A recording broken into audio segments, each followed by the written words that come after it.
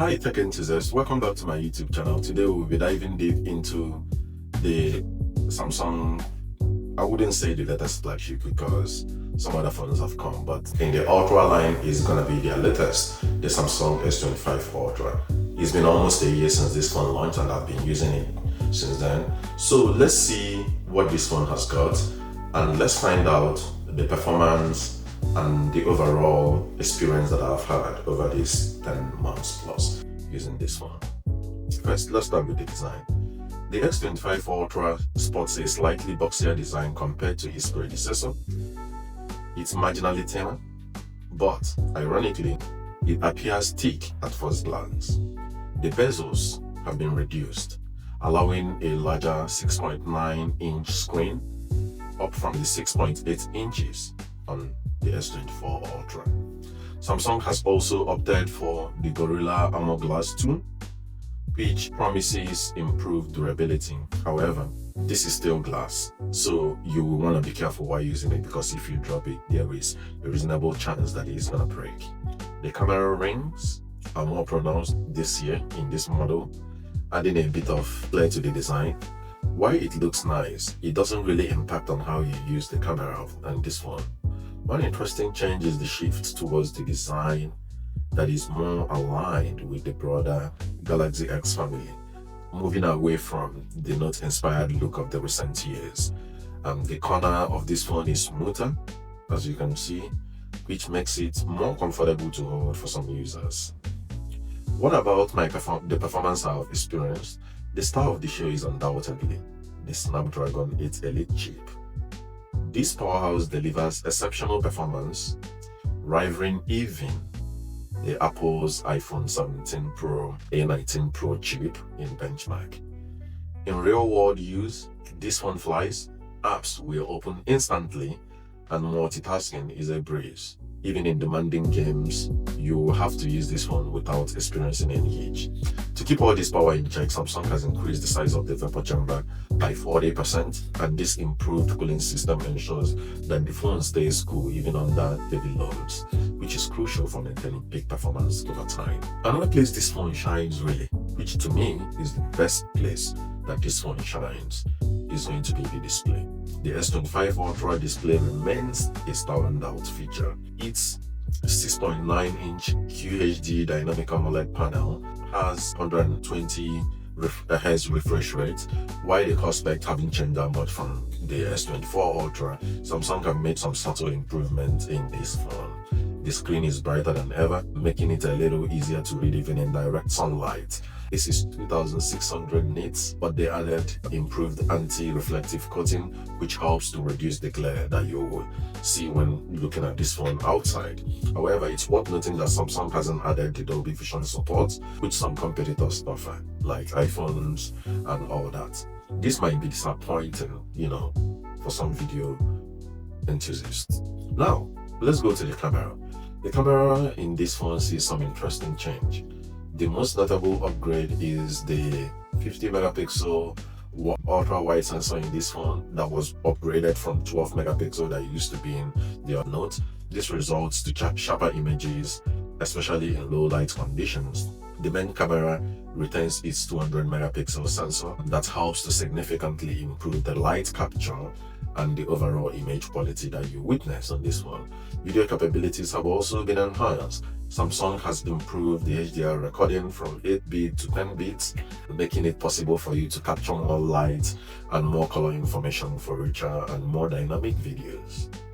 There are also new AI-powered editing tools that was included in this package. One of it is the audio eraser feature that you can use to remove the background noise from videos after recording. And just know that this AI enhancement extends to the display as well, with a 43% improvement in the brightness and the color accuracy that you will witness.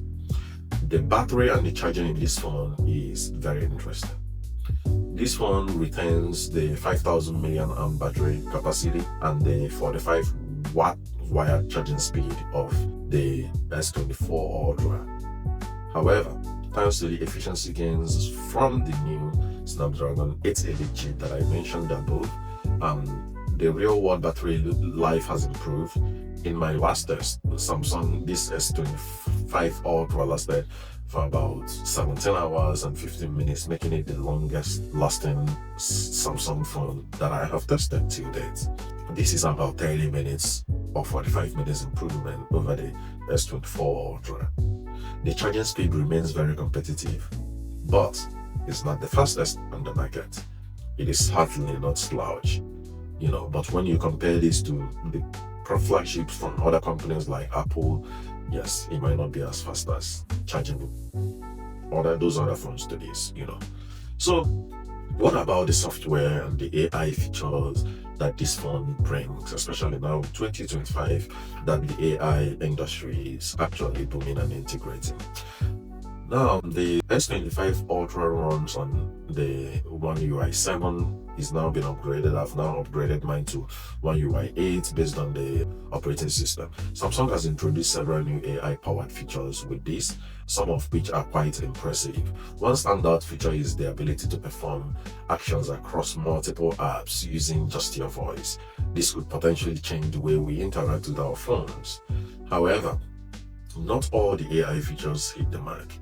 The now brief features, for example, still feels very underwhelming, and even up until now, months down the line, it still haven't really changed and might need some very refinement and might also need your attention to be able to make it worthwhile. It's worth noting that Samsung plans to charge for these AI features in 2026, which raises some concerns about the long-term cost of some of these AI features that we have seen. Another place where this phone shines is that this is one of the only flagship that I've reviewed that have the S Pen. However, there are notable omissions and downgrades when you talk about the S Pen. Why this one impresses in many other ways and actually improved from the previous model, the S24 Ultra, there are some notable omissions in this phone. There is no Bluetooth functionality in the S Pen that we used to have before, which means that I can use this S Pen before on the other predecessors to be able to take pictures and do some other things. It is now removed and omitted in this device. Another thing is also there is no silicon carbon battery or IP69 certification on this one. So I probably speak for myself. I have thought at this price point that all this will be included, but Samsung didn't do that, and Samsung justifies this by also citing, for example, the Bluetooth removal on the S Pen, that the low usage statistics makes it, or was what informed that decision of removing it. But it feels like a step backward for power users like me. So yeah, and I have used this phone in terms of durability, mostly without a case, and this phone has remained scratch free, no scratch at all, making it very juicy for people who just want to use their phones without case. So in conclusion, right, the S25 Ultra is undoubtedly a powerful and capable device. It offers top-tier performance. It has excellent display, which to me is one of the best feature. It has a versatile camera system, improvement in the battery life, and the AI features are also welcomed additions. But at $1,299, it is hard not to feel like Samsung played it a little bit safe this year.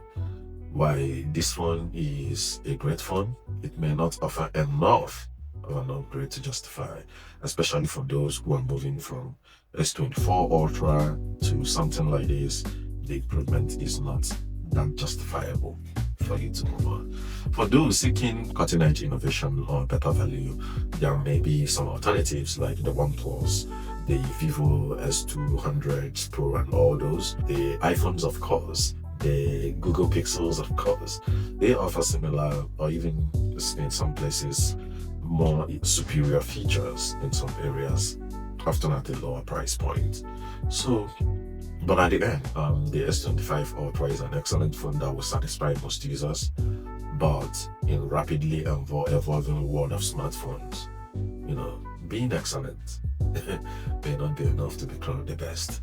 So tell me, what do you think? Have you used this phone? Did you enjoy it? Is it a worthy upgrade? Or are you thinking of buying this one? What is bringing you in? Just leave those in the comment section. Let's have an interactive section there. Thank you for tuning in to see this video, and like and subscribe if you have not, and hit the bell icon for more awesome tech review. Thank you.